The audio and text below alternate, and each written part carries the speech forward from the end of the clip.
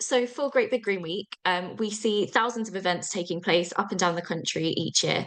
And just some examples of what we've seen tours of local wind farms, we've seen nature restoration afternoons, mini festivals that celebrate local communities, we've seen skill swapping events, clothes swaps, and so much more.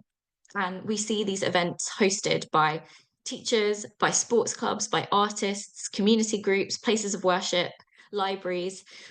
Ultimately, events are hosted by people like you who care about climate change and creating a better tomorrow.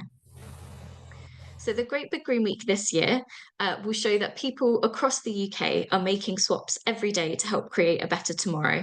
And now we urgently need politicians to step up and play their part. By taking action together at the same time in every corner of the country, politicians will be unable to ignore that that their constituents care about tackling climate change and protecting nature. So ultimately, Great Big Green Week is a week of events in communities across the UK, organised by communities and organisations that take action for people, climate, and nature. And this year, it is the fifth Great Big Green Week, which is really exciting. And it will be taking place from the 7th to the 15th of June. So, for those of you who didn't know, the Great Big Green Week is facilitated by the Climate Coalition, and we are the largest group of people in the UK dedicated to action on climate change. We have over 130 member organisations, consisting of non-profit organisations, community groups, businesses, and more. And you can see just a handful of the organisations that we work with on the screen. And our work mainly focuses on bringing people together from all walks of life to call for action for people, climate, and nature. And the Climate Coalition and all of our members come together to facilitate Great Big Green Week. But it really wouldn't be anything without the people like yourselves across the country that are hosting these brilliant events each year and engaging your community in taking action and looking after our planet. So, a quick overview of what has happened so far. The first Great Big Green Week took place in September 2021, and it was the largest event for climate and nature ever seen in the UK, with over 5,000 events taking place up and down the country. Since then, the Great Big Green Week has really continued to grow, and it's been really exciting seeing it happen. I've worked for the Climate Coalition since the start, since the first Great Big Green Week. And we've seen communities, national organisations, institutions, media outlets, and so many more coming together in a wave of support for action to protect the planet. And last year, we saw around 600,000 people take part, so it really has grown massively. This year, as I mentioned, the Great Big Green Week will take place between the 7th and the 15th of June. And once again, we're hoping that we see people from all corners of the UK taking part, hosting events and activities that show your support for a safer, greener future, but also celebrate the amazing initiatives that are already happening in your communities. So there are so many reasons to get involved in the Great Big Green Week, but there are three reasons that really stick out for me. And the first of those is to, as I've already touched on, is to really showcase and celebrate what you're doing locally.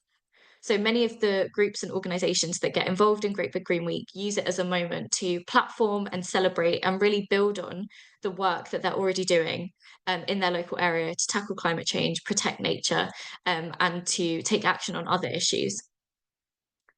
Many people also use it as an opportunity to get involved in environmental action where they might not have done before. So linking it to other issues that they care about, such as air pollution or health issues or housing issues, and joining up with some experienced groups or organisations to help them. The second reason is to create new opportunities for others in your community. So last year we saw that a fifth of event organisers hadn't organised a climate or nature related event before, and almost 50% of organisers were new to this kind of type of activity or event. We also saw that around 70% of organisers felt more connected to each other and their communities. So Great Big Green Week really creates a space that allows people to take action in a way that works for them, to highlight issues that you care about, and to show that we can come together to take action. And lastly, it really shows politicians the public mandate for action across the country. Great Big Green Week is the UK's biggest event for climate and nature that we see. We're seeing hundreds of thousands of people take part each year, with this number growing all the time. And it really is a moment to call for action that is impossible for decision makers to ignore. With a new government this year and many new MPs, there is a real opportunity for us to engage our decision makers and ensure that climate change, environmental issues, and other community issues are at the top of their agenda. So that's a kind of a whistle stop introduction to Great Big Green Week. And I'm going to talk a bit more now about our theme. So we have a theme for Great Big Green Week this year, which is Let's Swap Together for Good. And it's a continuation of the theme that we had last year. Last year was the first time we had a theme for Great Big Green Week. So I'm just going to talk a little bit about why we have a theme, and a little bit more about it. So we are sticking with having a theme for Great Big Green Week this year so that we can really tie all the amazing activity that takes place across the country into one national moment, and to help us showcase that we're working together for good and that there really is massive support that exists for meaningful action for the change that's needed. So with the theme, we'll be seeing it through the events and activities that take place in communities, but we'll also be seeing it through the media work that we do, the press releases that we put out, the comms that we put out on social media, or the communications that partner organisations use, the information when we're kind of talking to MPs, using that same narrative and that same theme. So it really does draw everything under one national moment. And we're continuing with the same theme of Let's Swap Together for Good, so that organisers and communities can build on the events and activities and the relationships that they formed from last year. We also found that the theme was really encompassing of so many different events and issues and worked well for a lot of communities. So it still allows Great Big Green Week to be that open space for communities and groups to put on the events that are important to you and that work for you and that are relatable to your community. But having a bit more of a focus and allowing us to capture all of that amazing activity under one national moment. So the theme of Let's Swap Together for Good highlights the fact that we can all make swaps, whether they're small swaps, large swaps, or swaps that change the system, which contribute to making our communities and our world a better place. And it doesn't stop there. By coming together for good, again, we're sending a really loud and clear message to our politicians and decision makers that transformative change and swapping old ways for better ways is really needed. When we unite to swap together for good, we can protect and restore nature, lessen the impact of climate change, and strengthen our communities and build a future we're proud to pass on to the next generation. So you might be wondering how you can kind of tie this theme into your Great Big Green Week events or activities. And the main way to do it is to host events that really highlight this theme and highlight the swaps we're taking or how you're working together to create a better future, a better community, and stand up for the issues that you care about. But when we hear swaps, we know it is easy to automatically think of physical swaps. So this could be swapping objects, like clothes or books. And these really do make for brilliant and engaging community events and can make a real impact. So if you're thinking of hosting kind of a swap event, these are yeah, really great engaging community events. And we've got a lot more information in our A to Z of event ideas guides on how you can kind of bring that swaps theme to life. But there are a number of other ways that you can kind of incorporate the swaps theme without having a physical swap. So one way is thinking about swapping skills and stories and ideas. So we might have different skills or knowledge that we can tap into. And some of these skills are even things that we do on a daily basis, and might not even realize that we're making a positive impact. So thinking about the events we might want to host, like lunch and learns, or opportunities for people to come and learn about the skills that you have. You could host events to bring people together to swap some of these skills. For example, growing your own veg, repairing clothes, household items, but also things like swapping skills on how to have a conversation with decision makers about climate and nature. If you're well versed in meeting with your MP, but others in your community might not be, having an event for, yeah, swapping communication skills or how you do that might be really useful to someone. Sharing stories and ideas is also a great way to have new conversations, approach the issues of climate change and nature loss in a different way and inspire action. And it also means that you don't have to be an expert on the issue.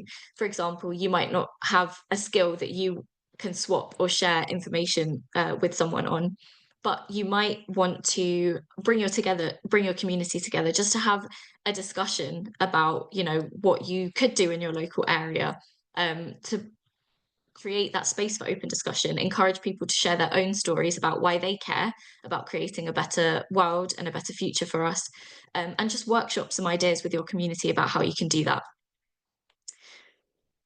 And swaps can have a positive impact beyond our communities. So while the swaps we make clearly benefit our community, the positive impacts can also ripple out and show decision makers that the public are taking action, and we want them to do the same. So, yeah, by hosting events in your community, engaging with your politicians, you're sharing the things that you're doing in your community that are making a difference, but you're also showcasing to them that we need them to step up and do the same and champion those issues in Parliament and beyond. So, as I mentioned, our organisers guide and our events A to Z guide has a bit more information on the theme and how you can incorporate that, and some other ideas for events that you might want to host as part of Great Big Green Week this year. So now I'm going to get on to a big bulk of the session this evening, which is how to organise an event or a Green Week. So I'm going to give some of our top level tips and suggestions. We do go into a lot more in-depth uh, detail in our organizer's guide, so please do have a read through that as well. And then also we're joined by Anisa and Anna, who are going to share their experience and also share some tips and guidance on organising an event or a Green Week, from people who have been there and done it on the ground during Great Big Green Week. So we'll start off with thinking about organising an event. I should preface this by saying there are two main ways that we see people taking part in Great Big Green Week. One is organising a single event or a number of events in your local area, and another way is coordinating a whole programme of events in your local area, which is a local Green Week.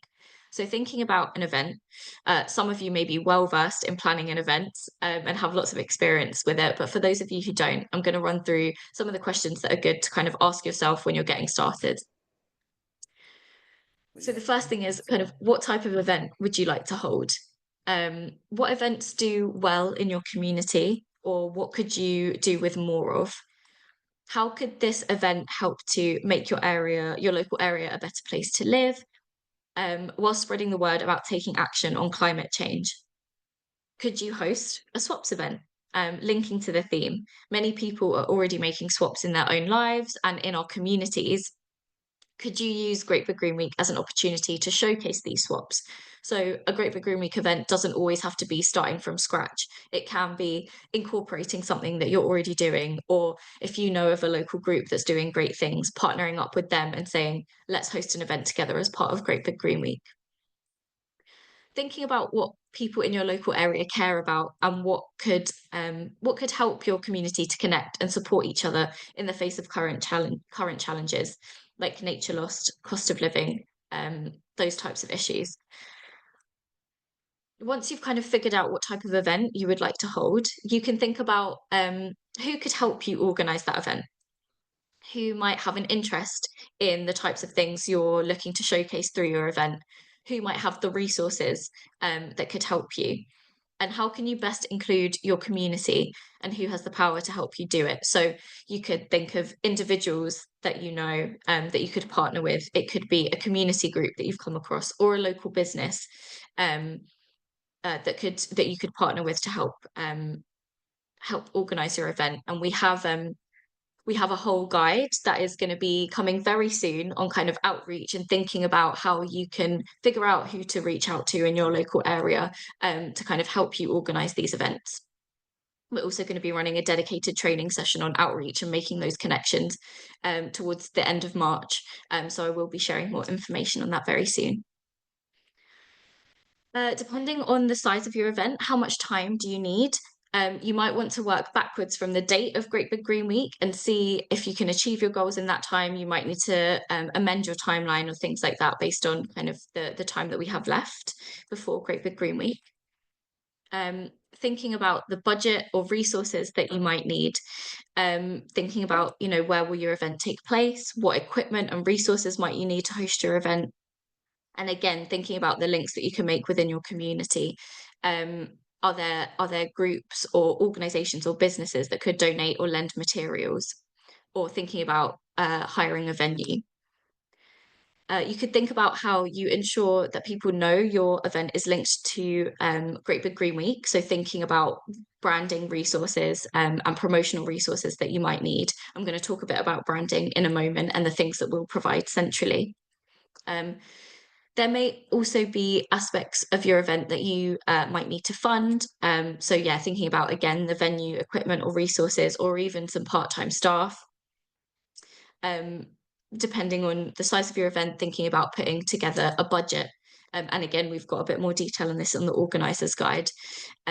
Also to say that we have a funding page on the website, Great Big Green Week website, and unfortunately we aren't able to provide our a central fund this year for Great Big Green Week, but we will be doing all we can to signpost to national and smaller funds that are out there that you could tap into for your Great Big Green Week events, but also for community initiatives beyond Great Big Green Week as well.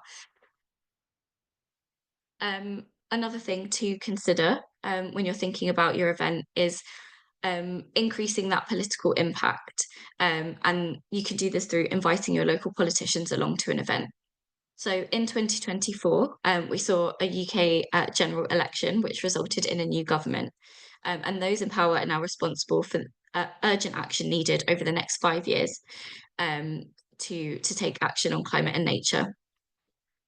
And we know that communities like yourselves across the UK are already taking that action. So using our Great Big Green Week events to showcase that action, to invite our politicians along, have those conversations, it really kind of again emphasizes that need for them to do that and to match the ambition that we're seeing in communities across the country.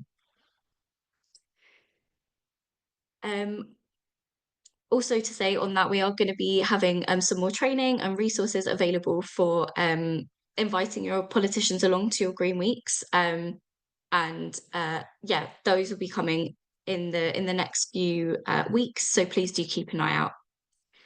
And lastly, when you're thinking of organising an event, it's really important to check in with your community to see if anything else is already happening.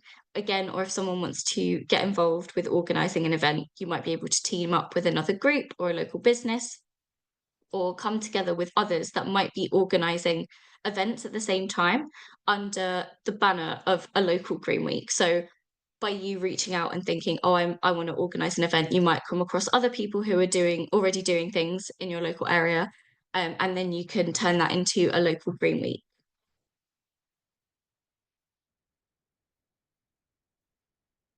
So this takes us on to organising a local Green Week. So to set up a local Green Week in your area, it might not necessarily be your job to organise the events themselves, although you may want to. But organising a Green Week also entails encouraging others to host events, acting as kind of a central hub for coordinating the activity in your area. And there are kind of three main questions that we think about when kind of thinking about coordinating a Green Week. So firstly, similar to my last point for organising an event, but it's what's already happening where you are. Look at other festivals, events, activities that usually happen in your area. Try to connect, explain what you're planning, and this is part of kind of the national moment that is Great Big Green Week, and see if there are ways in which you can collaborate. They also might have skills and resources that can help make your week bigger and brighter. Second is thinking about getting a coordinating team together. Some Green Weeks that we see across the country can really get quite big. So thinking about splitting up the coordination into different roles. Someone might be focusing on outreach, someone might be focusing on promotion, someone might be focusing coordinating the groups and being that point person for the event organisers. We've got a whole list in our organisers guide. So please do have a look through that guide. And lastly, thinking about who else you can get on board. So it doesn't have to just be climate groups getting involved in a Great Big Green Week. You can think about the broad range of community groups where you are and who you engage with on a day-to-day basis. So you might want to start with people you know, friends, family, neighbours. They might have expressed an interest in gardening or something similar, and you might want to think about reaching out to them to see if they'd be interested in getting involved. Widen your circle. Does climate change impact other areas of your community, and how does it? Um, those groups might have a connection with nature, or they could be a group that supports well-being, for example, helping people manage anxiety around climate change. They could be scouts or girl guides, sports clubs, refugee groups, community choirs. All groups will help bring different ideas and different perspectives. You can also take a look at the member organisations of the Climate Coalition and think about reaching out to those, to our members. We have so many different organisations that are part of the coalition with local groups or local nature reserves or local sites that would be interested in taking part. So you could reach out to them and see if they could help or organise an event. Depending on their plans, they might be able to support planning an event or provide a space for your event.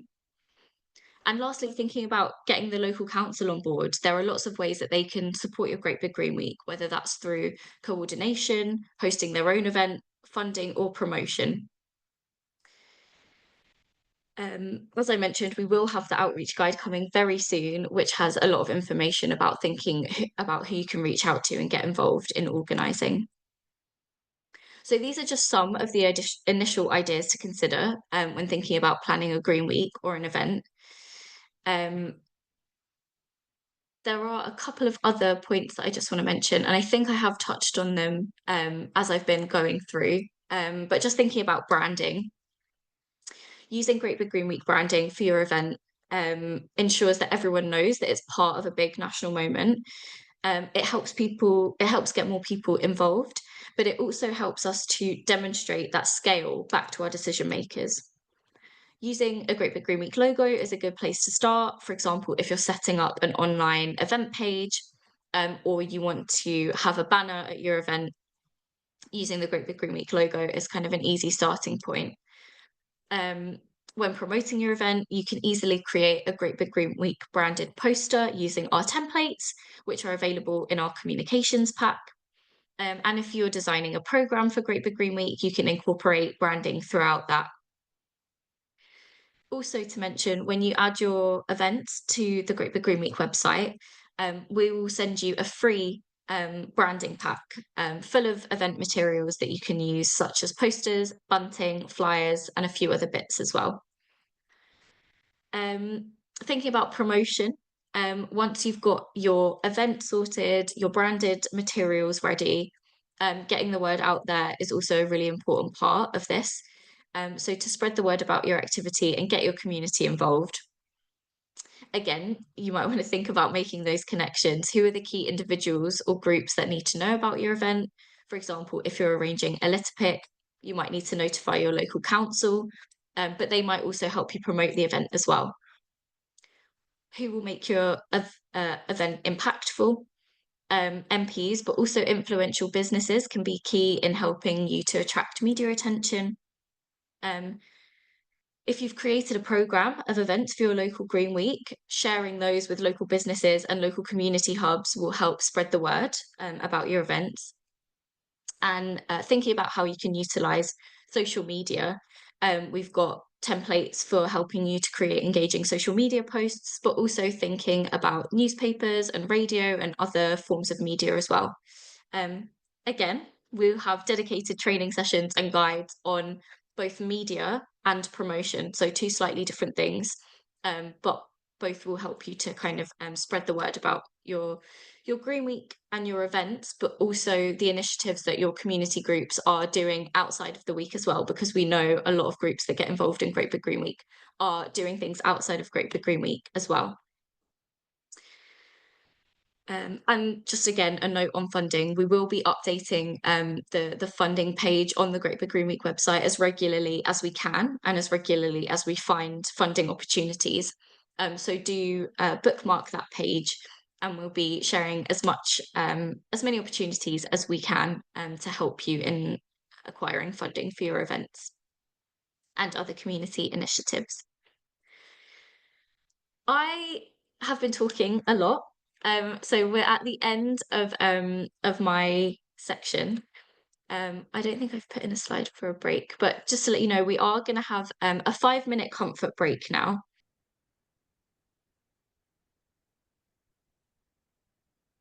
Welcome back, everyone. Hopefully, you had a chance to have a bit of a screen break there. So as I mentioned, I'm now going to hand over to our first speaker, Anna from Watford and Three Rivers Friends of the Earth. Anna is the chair of Watford and Three Rivers Friends of the Earth, and leads the Great Big Green Week working group. And in 2024, Watford and Three Rivers had over 40 different organisations and 30 different events across the area, covering a range of topics and areas for Great Big Green Week last year. So without further ado, Anna, I will hand over to you to share your experience. Brilliant. And are you still happy to share the presentation and go through the slides? Thanks, Jazz. That's great. Hi, everybody. Good evening. So I have a hard stop at 7 o'clock, but I've said to Jazz at the beginning of the call that if there's any questions for me that crop up after I've left the meeting, I'm happy to answer them after the meeting and send the answers on to Jazz. So apologies, I've got a hard stop at 7, but here's 20 minutes of my time. I hope it's useful. So firstly, the Great Big Green Week Southwest Hearts. We have absolutely stolen all the branding from Great Big Green Week via Canva, and we use the Canva system. As you can see, we've changed it to make it Southwest Hearts, be really clear that it's specific to us. The photographs in the image below are events that we've run in the past, not the duck. We stole the duck. We just quite like him as our litter picking duck. He's our logo.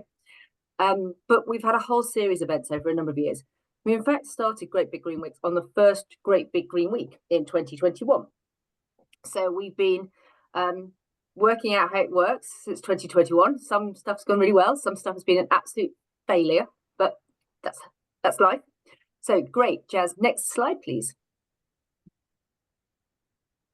So this is 2024.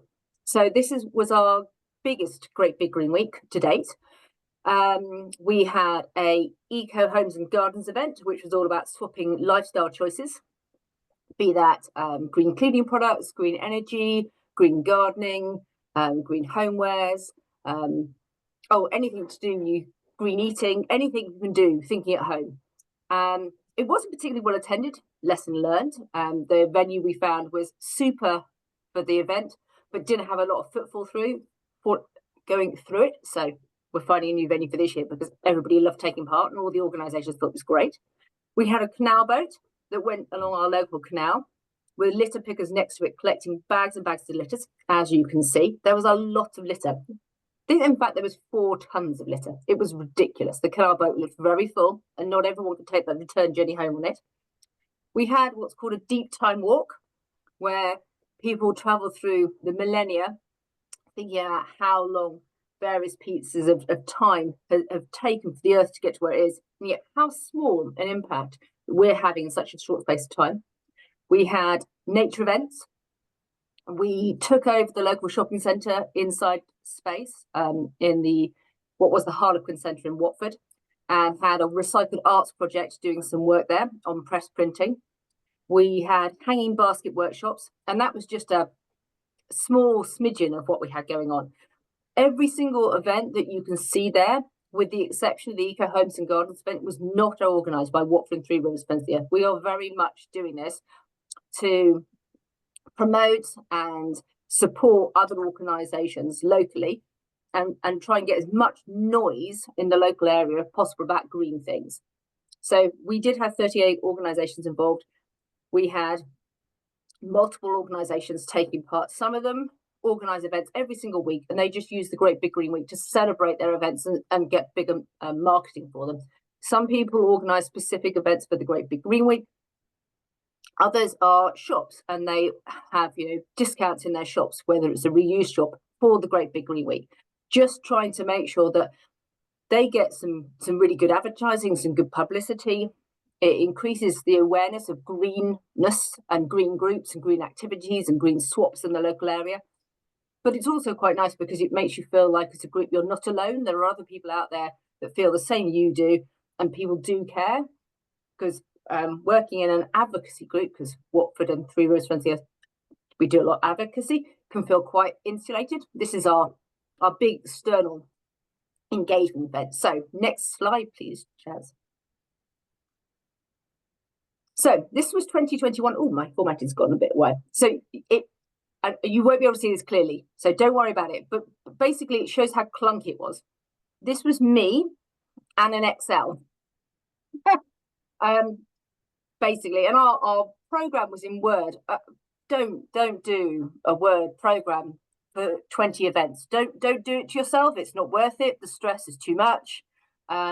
I think we had tears before bedtime on a regular basis because people kept sending us different data. We had to change it. We had no funding this year. We were making it up as we went along. But what we did have was we had loads of local organisations who went, oh, this is a great idea, Anna. We'll take part, and gave us all these events to put on.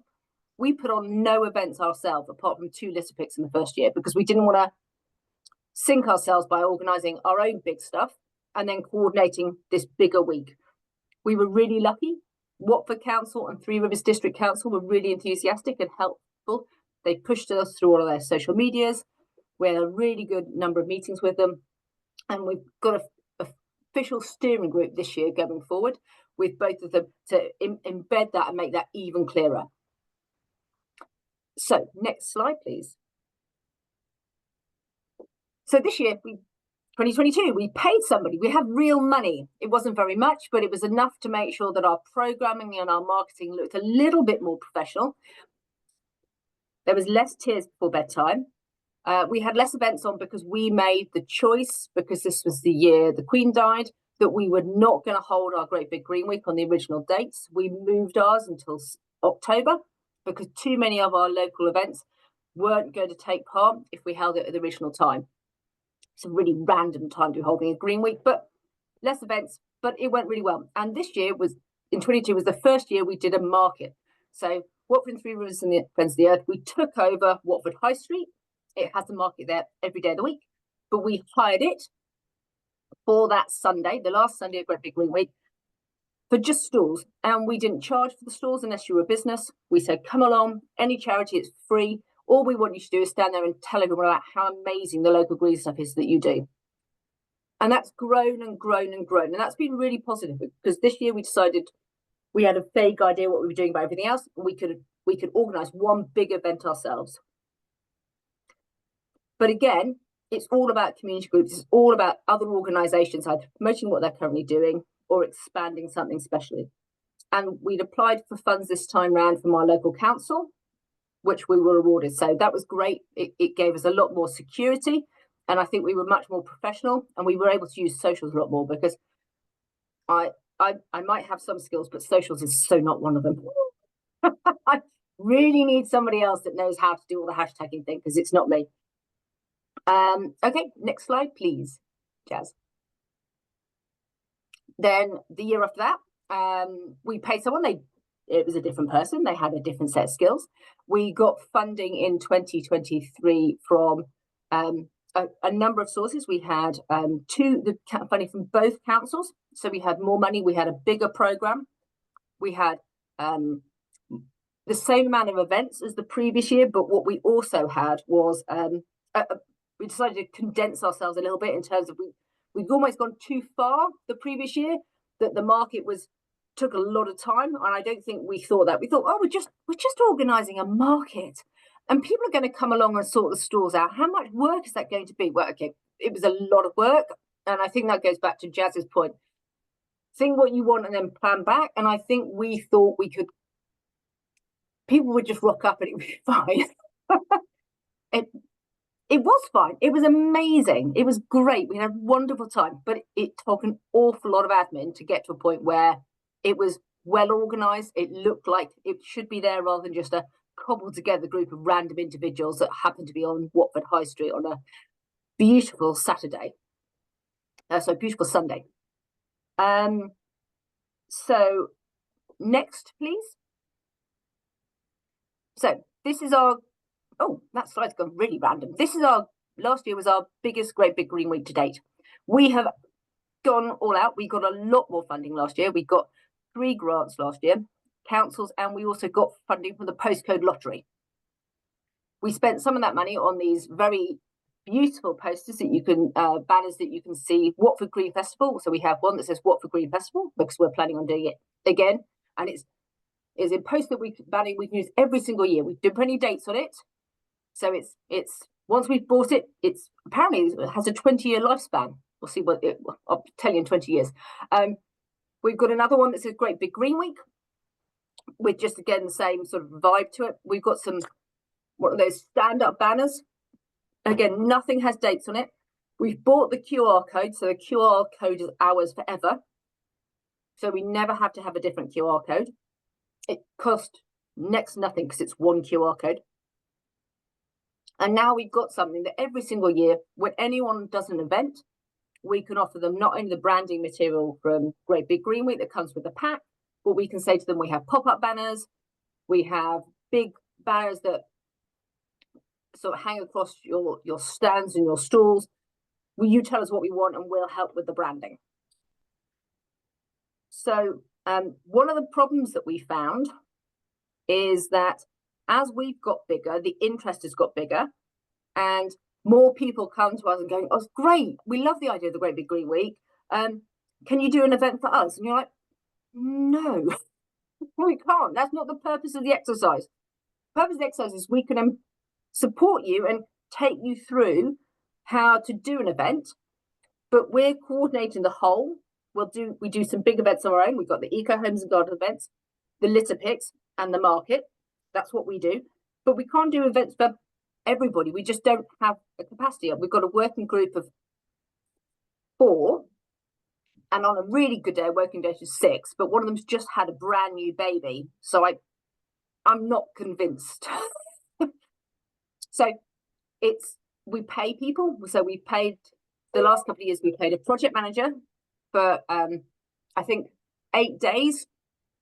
Just little bits here and there, just to keep us ticking over, because we all work full time, or we've got small children. It just needs someone to keep us moving and check all the application forms that come in, which is on a Microsoft form system. Oh my goodness, the first year we did it in paper and people sent them to us and then we had to type it all up. Don't do that either. Use IT when you can, because the spelling errors were immense. So what we're trying to do is make ourselves smarter. We had social media people come on board. And again, I think there was maybe 4 days in total. And they were really great over the last couple of years because they've helped us use the templates from the Climate Coalition, adjust them to make it, slightly more Watford Three Rivers focused, and really helped us get out and increase our social media presence across a number of different channels. So now we're on LinkedIn, Twitter, Insta, and Facebook. I wouldn't have had a clue how to do most of that stuff. So that was delightful. And ironically, nor would any of the other working group. We're all of an age, really. And it really isn't our strong suit. That's the word I wanted. What was the other thing I had in my little list? Oh, yeah. And one of the things that we are trying to do this year, and our mandate from the bigger Friends of the Earth group, as well as the green groups, is we hold a biannual meeting with green groups across the area. So in January this year, we held the Three Rivers Green Groups meeting. And then we also held, the next day we held the Watford Green Groups meeting. And what we were doing at those meetings is said, what do we want to do out of this year's Great Big Green Week? There's no point Watford and Three Rivers are thinking this is the best thing since sliced bread. I need to check that other groups are still interested in doing it. In fact, they were, because some people are already nagging me for the application form. But one of the things that was really clear is it was very sporadic. and there was no true pattern about which events that we put on last year, and actually for the preceding years, had a good attendance. Some of them were amazingly well attended. I mean, they were fully booked, and others, no one turned up, and we have no idea why. No data at all. So these poor people that put events on and then have no one rock up, stand there twiddling their thumbs, and other people, have a waiting list. And there seemed to be there was no days, there was no times, there was no type of events that happened to. So our commitment this year to the groups that are involved is what we're going to do is we don't want any more events. We're going to stick with about the same 30 that we had last year. I mean, we're not the same, but 30 is probably where we're going to stick. If we start getting more applications in that, we might say stop enough. And then we're going to put a deeper focus on local group engagement. And when I say that, that is going out to residents associations, that's going out to churches and mosques and the local Gurdwara.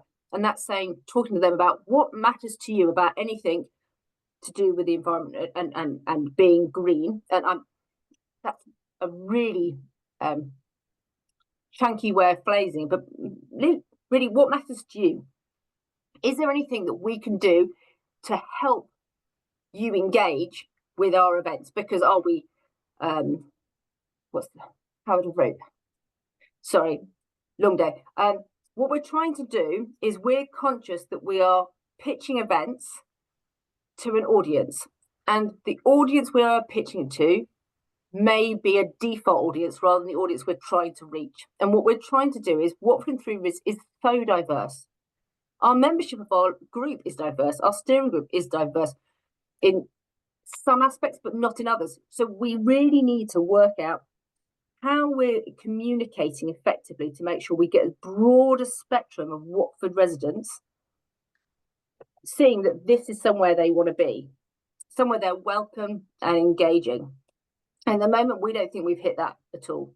It's something that really worries us. It's worried us for the last few years. So deepening our impact and our spread across Watford and our diversity is just the only thing that's important to us this year. Not getting bigger, that doesn't matter. But there's no point just putting on tons of events and the same people turning up those events that turn up every year or every week because it's something that interests them. We're at this part of the onion and we want to go out. And yeah, that was me. I wanted to leave time for questions, so I'm conscious we've got 5 minutes, so I'm sorry I rammed on slightly longer than I thought. No, that was great. Thank you so much, Anna. It was really great to hear your insight. It's great to hear how successful the week has become and that you're really getting people reaching out and asking, when can we start doing things? But it's also really interesting to hear that last reflection on kind of your efforts on deepening engagement and that effort on kind of local group outreach and how you can kind of deepen that impact and spread across the week rather than looking at hosting even more events, which I think is something that we're looking to think about how we can support more people to do that. I'm not seeing any questions in the chat, but does anyone have any questions for Anna if you wanted to come off mute and ask them or pop them in the chat? Aware things might come to you later. So again, if you do have questions, I can pass them on to Anna after the session, but we do have a couple of minutes if anyone has a question now. Oh, just go to the next slide. Just people ask questions while it's on the next slide. But I think I want to make the point in the last point on the last slide. Oh, no, okay. My last slide's gone. The last point is, by the way, have fun doing this. It's not supposed to be purgatory. I think that's a great point to end on. Thank you, Anna. I suddenly realised that I ended on a bit like, we really want to work at this, and this is what we really do. It sounds like it's a problem statement. No, actually, we're really enjoying getting our teeth stuck in. It's been great to do it. That's great to hear. And it's been great kind of watching the efforts and the activities grow for Watford and Three Rivers. We do have one question from Michelle. Hi, yeah, I did put something in the chat about this. I was wondering whether, because you did your event that had a lot of swaps there, whether you came across anywhere a good swaps checklist to use. Because I know I created one for myself ages ago, but I don't know where I put it now. I went through everything that I do, looked at whether there was anything I could swap, whether it was my transport or my washing up liquid or anything. And I just tried to list all the things I buy, basically, or spend money on. So, Don't know if you've seen one anywhere.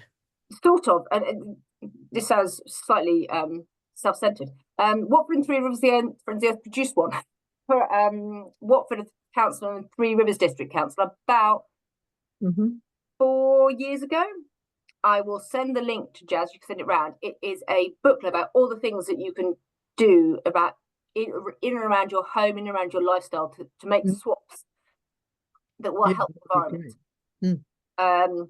So, and we just I noticed the chat point from Polly in the chat. Nothing that we do is on paper, apart from printing those banners off and maybe 20 pages of A4 to go in libraries. Nothing's hard copy. Everything is online. Everything's by the QR code. We won't have anything on paper if we can't avoid it. And all the printing that we had done here on these banners, this is all eco stuff. So we our grant money paid extra to make sure it wasn't nasty plastic, hideous printing stuff, because that would be a bit weird.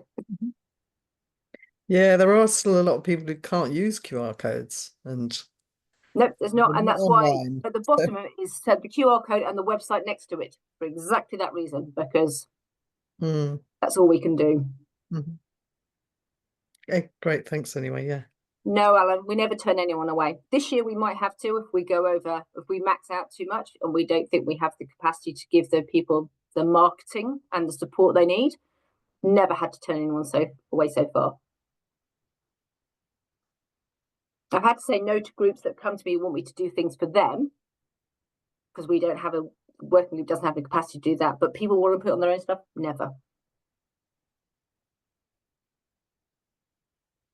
Great, thank you, Anna. And I can see one more question about eco-friendly printing. But yeah, if you can send the link of the organisation that you use for that as well, that would be great. And I can share some links around after the session. Thank you so much for joining us, Anna. I know you have to head off, but it's been really great hearing from you. No worries at all. Thank you so much for coming along. Yeah, it's been really, really useful. Good luck, everyone. Enjoy. Thanks, Anna. I am now going to hand over to our second speaker, Anisa, who is from an organisation called Black Girls Hike. And they got involved in Great Big Green Week last year and organised an event. So Anisa is going to share their experience of getting involved and any tips and guidance for you as well. So Anisa, I'm going to hand over to you. Thank you, Jazz. Good evening, everyone. Okay, so yeah, I'll tell you a little bit about Black Girls Hike. So if we could go on to the first slide. Thanks, Jazz. So Black Girls Hike was set up in 2019 by our founder, Rianne Fatanikan, and she was wanting to change the lack of representation in outdoor spaces and bring more Black women into nature and build a nature connection with and for that community. And so if you just move on to the next slide, please, Jazz. The aim that we have is that we are there to challenge the status quo that exists in the outdoor sector. And we were really struck by the lack of representation and diversity in the countryside. So that's where our project started. And so we provide a whole range of walks, hikes, activities up and down the UK. And our vision really is to develop services and projects to increase that participation and development of Black women and leadership in the outdoors. And again, also to develop that connection and appreciation for nature. So if you go on to the next slide, please, Jazz. So yeah, so that comprises group hikes, training. So we work a lot with volunteers who we rely on, who are absolutely invaluable in terms of being able to deliver and do what we do. And so we provide training opportunities, all sorts of hill and mountain walking leadership opportunities for our volunteers and also for the wider community. And our outdoor activities extend to caving, gorge walking, kayaking, and so on. And we also host international trips overseas that connects women to the diaspora and other different cultural experiences around the world. So, yeah, our values are very much centered in community, inclusion and education. And a lot of that education is around climate awareness. So, you know, we very much believe that you build a nature connection, you will then perhaps be more invested in climate solutions and climate change. So we very much kind of exist in that social justice space. So next slide, please, Jazz. It's just a picture of us out in nature. I think that was taken in the Lake District. Next slide, please. So yeah, we were invited by it's actually the Grow Festival that sits within Big Green Week, and cohort of different organisations came together to look at how we could support this initiative that is really about how we can take care more of the environment, what growing initiatives there are out there. So, you know, we had National Trust, London National Park City, the Conduit, others, National History Museum, Elysian Roots. So a variety of stakeholders and grassroots organisations who came together to form to provide a range of activities as part of the Grow Festival. So Black Girls Hike was invited to contribute to this in the form of a guided walk, an activity. And so what we chose to do was a medicinal walk, drawing on the expertise of some people out in the community, so that we could provide this walking experience and build education and awareness around plants, the medicinal properties of plants, and build that sense of community again amongst Black women who are interested in nature connection, and also to build that cultural connection with herbal traditions, and of course bring that physical activity out into the natural setting. So that was the overview. Black Girls Hike is very much a very small, tiny team. There's about 4 or 5 of us. So in terms of organising on a smaller scale, but having a maximum impact is kind of where we sat within this. So minimal resources, minimal time, but to really try and have an impact. So I'll talk a little bit more about how we approach that. So next slide, please, Jazz.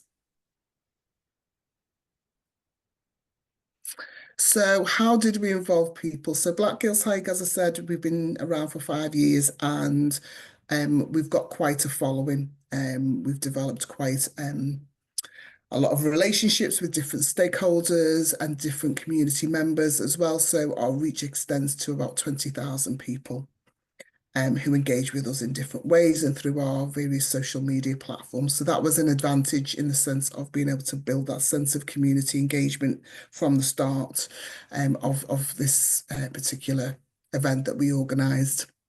So tapping into our existing networks, and we reached out through our social media channels and through our other trusted stakeholders as well, tapping into our newsletter, other newsletters across climate justice organisations, to promote the event. And we also drew on the support of those working within Big Green Week to help promote the event as well. And so that basically came together in the form of an Eventbrite listing that we used to advertise and promote the event and spread the word.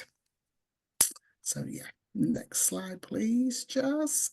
So yeah, I've talked a little bit there, but we also tapped into the most effective channels, which is our community WhatsApp groups as well, tapping into Facebook, Instagram, LinkedIn, sharing content, short videos of Sherelle explaining the event concept, and sharing a little bit about her background and her biography, and bring it really kind of part of the work that we do is really shining a light on those who bring that level of expertise across the community. So again, we tapped into other newsletters, and we have strong partnerships with organisations like London Wildlife Trust and the Kent North Downs. So we were able to tap into those existing networks to really promote the event. And we were also given access to a local photographer through Big Green Week so that we could document the event and share post-event on the impact of how that session worked out. So yeah, we also encourage participants to post their own content, which helps to expand our reach as well. So next slide, please. So let me just think. So the walk was about 3 hours and it took place in Epping Forest. And I think it was a really rainy day actually. And so numbers did drop off. And we probably had about 2 months lead-in time. So we started that whole promotion of the event with the help of Big Green Week a couple of months in advance. And then we would kind of post maybe every couple of weeks about the upcoming event. And I think in total about 15 women turned up. We would have liked more, but we had a lot of drop off because it was a really, really, really rainy, horrible day in London. So yeah, just highlighting here kind of what worked well for us. So partnering with a specialist. So in this case, working with Sherelle that provided expertise and credibility. Targeted outreach, so focusing specifically on Black women and creating a safe space that was culturally relevant for those women who might not otherwise access opportunities like this. So for a lot of our women, this was a new experience, but there was a safety in wanting to be able to kind of tap into that with other like-minded women. Accessibility is a really important issue for us that worked well. So choosing Epping Forest that has really good access networks to local train station. So we would, our meeting point was at Chingford train station so that people, were able to navigate. A lot of women came turn up on their own. So giving them that kind of safety and assurance that, they could meet at a central point. Meeting points worked really well in terms of being able to bring them on board. And we did, a recce and lots of planning in advance in terms of scoping the area. What did Epping Forest have to offer in terms of, its medicinal plants and the value of biodiversity in that sense. And then we would send out information as well in terms of arrival times and if there's any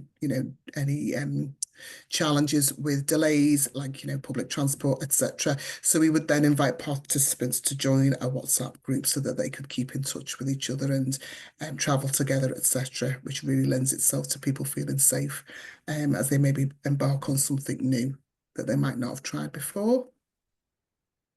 So next slide, please, Jazz. So what was the impact? So the medicinal walk, as highlighted here, basically created an increased knowledge about local plant species and their uses. We built a stronger community bond between participants. We do encourage our members to self-organise so they can, you often find that, through connecting on the WhatsApp group and in person, those relationships would begin to form, and there was a kind of renewed interest in traditional ecological knowledge, and people being able to kind of pair up and explore their local areas. Practical skills in plant ID, tapping into some of the apps out there that can help us to identify plant species, was something that people are really interested in. So you're really kind of piquing people's curiosity and interest in nature-centered practices. And then that ongoing engagement with nature-based activities. So again, it's part of growing that wider community. So it was, we'd not done on a medicinal walk prior to this, and it was really, really well received. So I think we were surprised by that interest within the community as well. So that was something new for us, and we've continued to provide medicinal walks and foraging activities as well, beyond the Grow Festival and Big Green Week. So again, it's about that kind of longer term sustainable practice that we want to build on. Next slide, please, Jazz. So challenges, weather being an issue. So these are some of the things we would say to kind of consider when you're planning a walk. So weather can really get in the way. So really being able to speak with your members, participants, in terms of how to be prepared. So with that as well, we wanted to create a flexible schedule that could adapt to weather conditions. So we did have a backup plan if we had to cancel. So we would have had to put in a different date. So accessibility considerations. So we tap in and kind of really speak to our members about their different mobility levels, and we're really clear about what level. We try to make our walks as accessible as possible in terms of beginners and anybody who might have mild mobility issues or other accessibility needs, to try and make that walk as inclusive as possible. So we did communicate with our members around that as well, and we encourage them to communicate with us in terms of any needs they may have prior to the event, but also when they arrive as well. And then again, transport is a big issue. So we always try to arrange our walks and methods of transport that allow people to come together to feel safer and feel a bit more confident in reaching their locations. So those were just some of the challenges that we kind of worked through. Next slide, please, Jazz. So just moving on to kind of some tips for future organisers. So really getting to know your community, which I think served us really well because we had that grounding in the first place. So we were able to plan with ease and reach our target audience. So understanding what the community needs are, we would do that through generating kind of questions and reaching out to the community, you know, what type of events would you be interested in? So we're always in consultation with the community on what interests they have and what they might like to explore and discover. Finding passionate experts. So again, a big part of our WIG is developing those partnerships with knowledgeable specialists who can communicate well, who can deliver good quality work. So that's an ongoing process as part of what we do. Document everything. So how do you tell your story? Think about how you tell your story through photographs, collecting quotes. That feedback is really important in terms of measuring impact, but also thinking about future planning as well. So again, we were really surprised by how much this event came together in terms of the interest in that particular area around growing and plants as with medicinal benefits. So again, that's something we've continued to incorporate into our future events as well.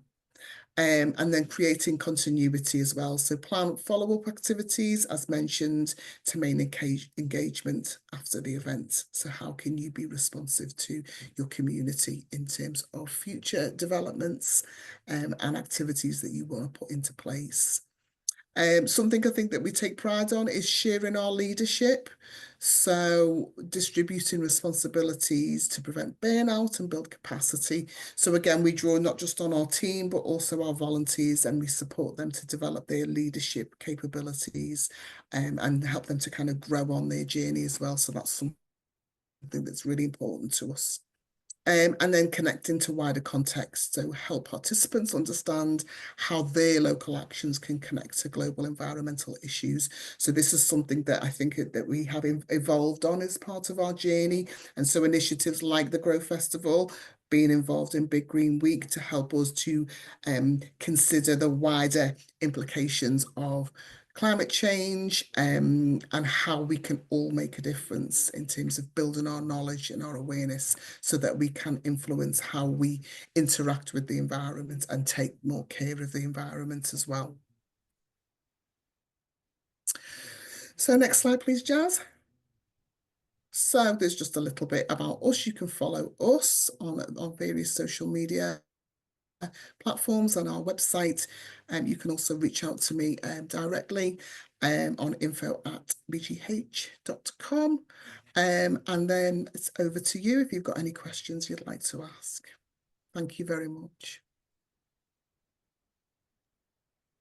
Thanks so much for sharing, Anissa. Yeah, really great to hear about your experience, especially around kind of supporting people to build connections after the event, like through the WhatsApp group, and continuing to think about that this event was really interesting for your community and it was something that hadn't been done before, and you've kind of learned from that and are continuing to do those types of things afterwards. I think that longer term kind of impact from taking part in Great Big Green Week and being involved with the Grow Urban Festival has allowed you to kind of like um yeah, expand on those interests of your community, which is great. I We have run over time a little bit, so Anissa, if anyone has any questions, would you be able to answer them in the chat? Is that okay? We do have one question from Alan. Um, and yeah, any other questions, please do pop them in the chat for Anissa. And likewise, if you've got any questions afterwards, if I'm able to pass them on to you, Anissa, would that be okay after the Yeah, no session? problem, of Fab. course. Thank you so much. Great. We are nearing the end of the session. So yeah, thank you again to Anissa and Anna. Great to hear kind of the experiences and really great to hear some of the challenges and how you overcame them. I think yeah, hearing from people who have been there, done it is the best way to kind of figure out how other organisers might go about doing that. So just some last bits from me. Just to say we do have a number of resources on the Great Big Green Week website with a whole host of resources still to come. But at the moment we've got our organisers guide, our A to Z of event ideas, and our comms pack available on the website, and a fundraising guide. And we've got more resources coming, such as an outreach guide, support with engaging your MPs, and sorry, that should just be MPs there. We've got media and promotion guides coming as well. And then some of the upcoming training sessions that we'll have are networking sessions. So as Anissa spoke about, kind of creating those connections is something we know is really important. So we want to provide that space for meeting other organisers, bouncing ideas off each other, asking questions and learning from each other. We'll also have an outreach training, media training, and some other sessions as well. So please do keep an eye out on the Great Big Green Week website for those. Now, just to mention the Great Big Green Week website, for those of you who have been involved before and have recently been on the website, you would have noticed that the website is looking slightly different. We've had a very exciting website refresh, so I will show you around in just a sec. But I just wanted to highlight the changes that we're going to be seeing with the Organisers Hub and the ability to add events and what that events calendar will look like. So it looks slightly different, but it's got a lot of similar functions. So when you create an account for the website, you will be able to access this organisers hub, and it will have links to where you can manage your events, you can create new events, you can access the resources, training and funding, all in one central place. And we took on lots of feedback from organisers and people who have been involved in terms of the events calendar, and wanting to make it a lot more kind of accessible, easy to find events, but also helps people to promote their events really easily so people can find out where they are in the country and think about what's going on near them. So this is a mock-up because it's still in kind of the final stages of development. So you're getting a bit of a sneak peek of what this events calendar and map will look like. But we have the events map is back. We had it for the first Great Big Green Week, and then it was we experienced some issues with it, and we wanted to make sure that we could develop it in the right way before we brought it back. So this is what our new map is going to look like. It's going to be a lot more engaging. You're going to be able to search really easily for events.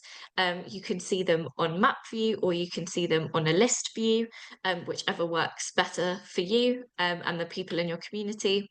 The event posting is going to be a lot more engaging. You can add images, you can add your organization's logo, you can add information about your event, the dates.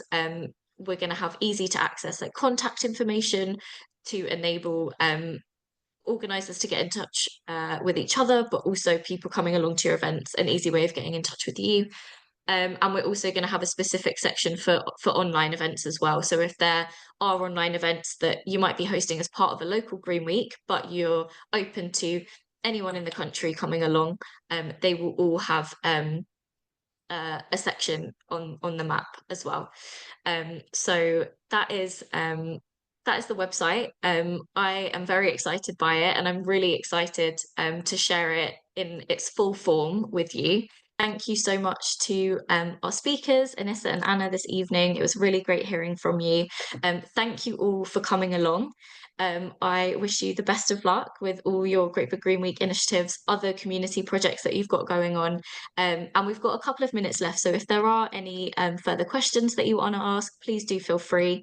If not, thank you so much for coming along, and I hope you enjoy the rest of your evening.